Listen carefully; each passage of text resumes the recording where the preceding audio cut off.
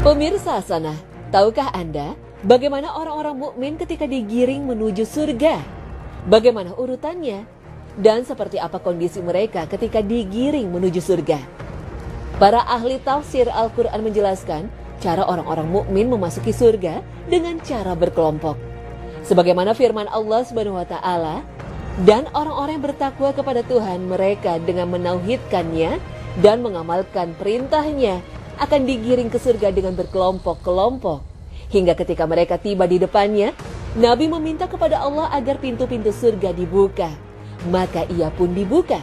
Para malaikat penjaga surga menyambutnya, memberikan penghormatan kepada mereka dengan penuh kebahagiaan dan sukacita karena kesucian mereka dari noda-noda kemaksiatan. Seraya berkata kepada mereka, "Selamat untuk kalian.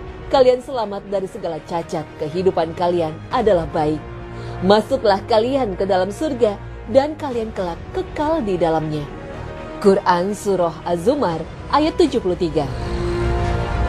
Berdasarkan ayat ini, orang-orang mukmin itu digiring ke surga secara berkelompok. Lalu kelompok-kelompok yang bergerak menuju surga itu dikumpulkan berdasarkan apa?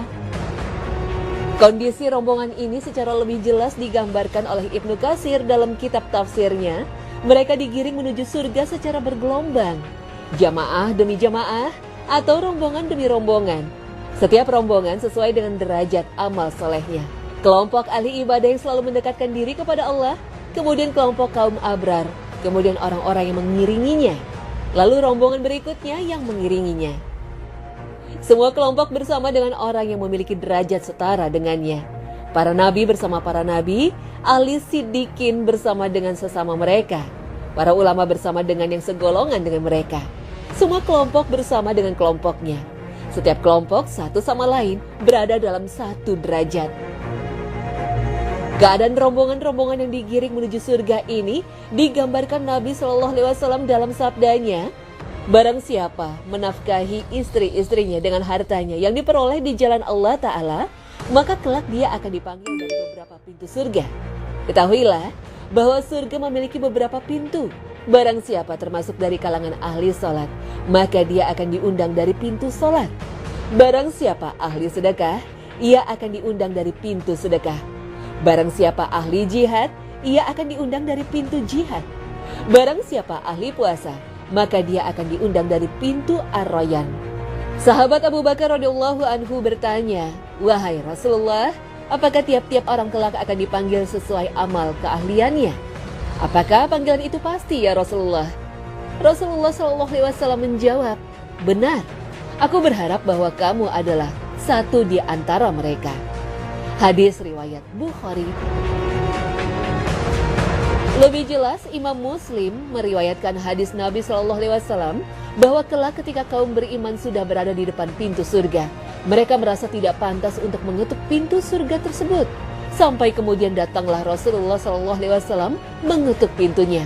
Selanjutnya, baru kemudian para calon penghuni surga ini masuk ke dalamnya. Sahabat Anas radhiyallahu anhu menuturkan bahwa Rasulullah SAW bersabda, "Aku adalah orang pertama yang memberi syafaat di dalam surga." Hadis riwayat Muslim. Dalam lafal lain disebutkan, "Aku adalah awal orang yang mengetuk pintu surga." Hadis riwayat Muslim. Dalam sebuah hadis riwayat Imam Ahmad dijelaskan lebih lengkap lagi.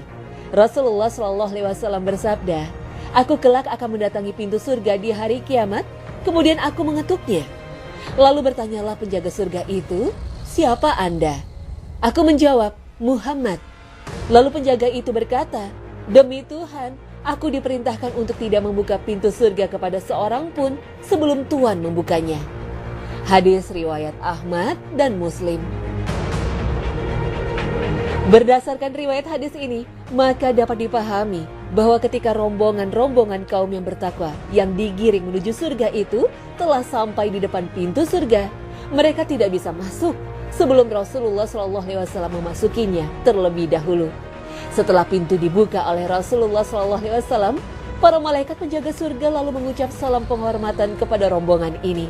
Tetapi masih ada proses yang harus dilalui oleh kaum beriman ini, sebagaimana tertuang dari maksud ayat "Salamun alaikum tibtum", artinya salam sejahtera buat kalian dan kondisi kalian adalah yang baik. Karena manusia tidak luput dari salah dan dosa, maka untuk menuju kondisi ini, maka dibutuhkan proses ala surgawi. Ibnu Katsir dan At-Tabrani menjelaskan, amal, perkataan, dan usaha kalian bagus, maka balasan kalian juga bagus. Lalu, Imam At-Tabrani dan Ibnu Katsir menyampaikan sebuah hadis Nabi SAW. Ketika kaum yang bertakwa telah sampai di depan pintu surga, mereka berjumpa dengan sebuah pohon yang keluar dari pangkalnya 2 mata air. Mereka lalu bersegera menuju salah satunya. Mereka bergegas meminumnya seolah diperintahkan. Dari itulah kemudian keluar semua kotoran dari perutnya. Kemudian mereka bergegas menuju ke mata air yang lain, lalu mereka berwudu dengannya seperti diperintahkan. Mendadak wajah mereka berseri-seri. Tidak pernah mereka mengurai kepalanya selamanya setelahnya. Dan tiada mereka mengalami kerusakan. Lalu mereka bergegas masuk surga dan dipapah oleh para wildan yang bagaikan mutiara berkilauan. Hadis riwayat Muslim. Rombongan-rombongan yang bergerak menuju surga ini, urutannya disebut Nabi SAW dalam sabdanya. Permulaan rombongan yang memasuki surga, gambaran mereka adalah menyerupai rembulan di malam purnama. Mereka tiada meludah di dalamnya, tiada beringus, tiada kotoran mata. Wadah dan sisir mereka terbuat dari emas dan perak. Tidak pernah buang air besar atau kecil. Peluh mereka nisik, dan tiap-tiap dari mereka 2 istri bidadari yang seolah tampak urat betis di balik kulit mereka karena cantiknya. Tiada perselisihan di antara mereka dan tiada saling membenci. Hati-hati mereka satu, senantiasa bertasbih kepada Allah di pagi dan sore hari. Hadis riwayat Ahmad dan Muslim. Wallahu a'lam.